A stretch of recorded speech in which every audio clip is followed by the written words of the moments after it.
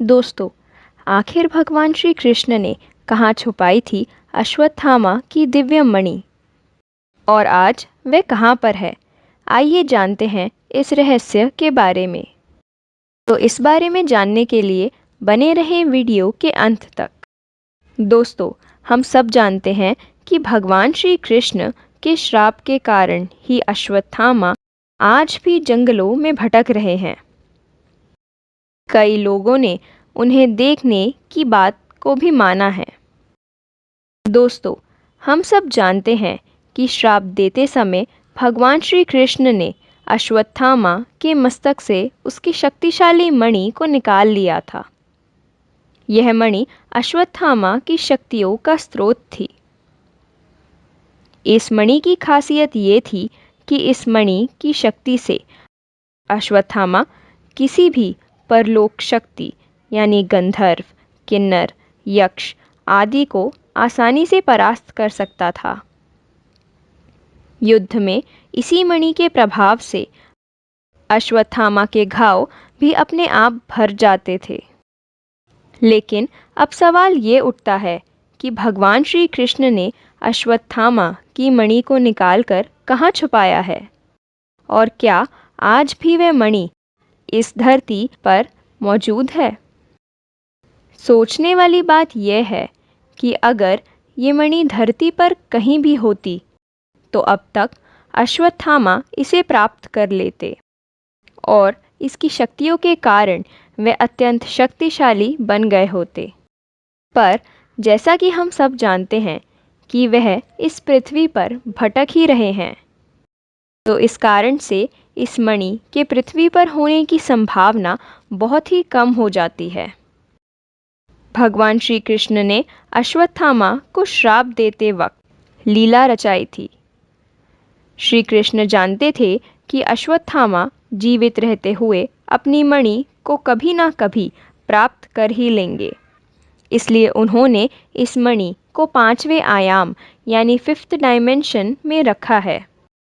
यही नहीं, 5वें आयाम में कई और मणियाँ भी रखी हैं जो हर समांतर ब्रह्मांड के अश्वत्थामा के जन्म पर उसके मस्तक पर लगाकर अवतरित की जाती है। इस बात की पूरी संभावना है कि इस पूरे ब्रह्मांड के अश्वत्थामा की मणि किसी दूसरे ब्रह्मांड के अश्वत्थामा के मस्तक पर लगी हो और वहाँ अभी तक महाभारत का युद्ध नहीं लड़ा गया हो।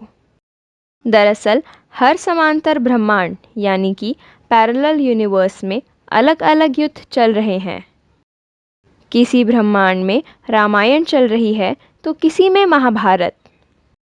अब अगर इस मणि को तीसरे या चौथे आयाम में रखा जाता तो यह शायद मल्टीवर्स की स्थिति को भंग करने के समान होता, जिससे समय के चक्र को नुकसान होता।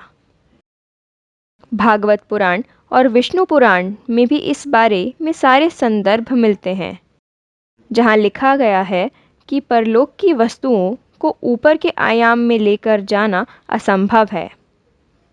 यही कारण है कि भगवान श्री कृष्ण इस मणि को अपने साथ वैकुंठ लेकर नहीं गए। इसलिए इस तरह की कई सारी मणि 5वें आयाम में है, जिनकी सुरक्षा शेषनाग कर रहे हैं। अब आपके मन में भी एक सवाल अवश्य उठा होगा कि क्या धरती पर भटकते अश्वत्थामा को उनकी मणि वापस मिल पाएगी या नहीं? तो दोस्तों, इसका जवाब यह है कि अश्वत्थामा को उनकी मणि वापस अवश्य मिलेगी। कलयुग के अंत में जब श्री विष्णु कल्कि अवतार लेंगे, तब वह अश्वत्थामा के मस्तक पर मणि को दोबारा स्थापित करेंगे, क्योंकि तब कल्कि अवतार को कली पुरुष को हराने में सभी चिरंजीवियों के साथ अश्वत्थामा की ज़रूरत भी अवश्य पड़ेगी और तभी भगवान कल्कि सातों चिरंजीवियों के साथ मिलकर कली पुरुष जैसे विनाशक का अंत करेंगे और कलयुग को सतयुग की तरफ ले जाएंगे। तो दोस्तों, क्या आप बाकी 6 चिरंजीवियों के नाम जानते हैं? कमेंट करके ज़रूर बताइएगा। साथ ही अगर आपको ये वीडियो अच्छी लगी हो तो इसे अपने दोस्तों के साथ ज़रूर शेयर कीजिए। और अगर आपको जानकारी अच्छी लगी हो तो वीडियो को लाइक कर चैनल को सब्सक्राइब करें और बेल आइकन प्रेस करना ना भूलें। तो जल्द ही मिलते हैं ऐसी ही एक और नई वीडियो के साथ। तब तक अपना ध्यान रखें।